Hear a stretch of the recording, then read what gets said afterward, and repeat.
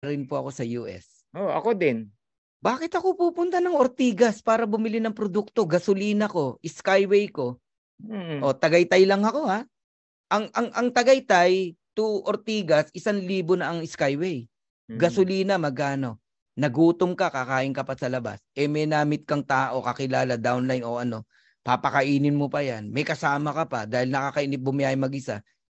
Mas mahal ang gastos. Ito pa. Sige. Merong opisina sa Pilipinas. Sa Cebu ka, umorder ka ng product dahil meron na product sa office. Babayaran mo rin yung LBC noon. LBC. Baka mas mahal pa.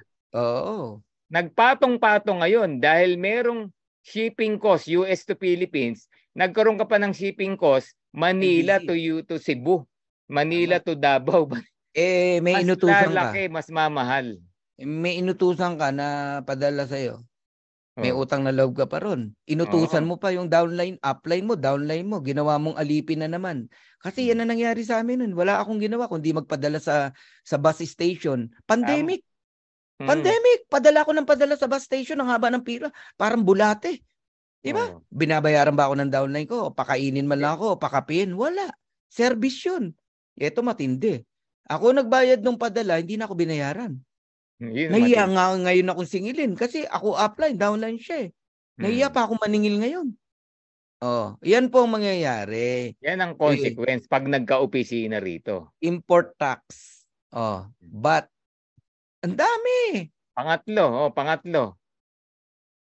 Dahil may opisina rito, bukod sa tataas ang presyo ng product, hindi naman pwedeng hindi po tumaas yan ha. Kasi ano yun, libre ang shipping? Ano yun, sasagutin ni Livegood yung mga taxes na pinataw ng government? Hindi po ganun. Ito po isang effect. Dahil may opisina sa Pilipinas, lahat ng income mo, automatic bawas pag bago mo makuha. Bakit? Government po natin, government policy natin yun. Tama. Lahat ng income mo, babawasan bago mo ma-receive. 12% yan. Babalik ko tanong, willing ka ba na ganon? Yun. Bawa, yung $1,000 mo, marireceive mo na lang $800. Tama. Willing ka bang ganon? Sasabihin natin kay Ben Glinsky, mag-opisina rito. Ganun po yun. Minsan may mga naiisip tayo na akala natin maganda. No? Huwag kang mag-alala, inisip din namin yan. Gusto din namin yan.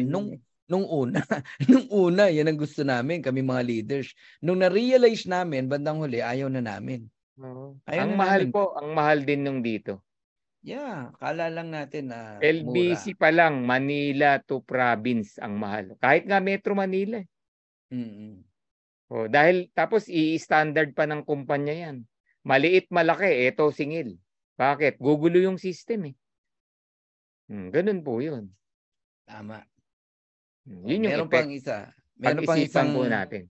Yeah, okay. So, dan tayo ha. Hindi tayo magkalaban ha sa magkaroon ng office o wala. Ini-share lang po namin yung ini-share lang namin yung insight namin. Oo.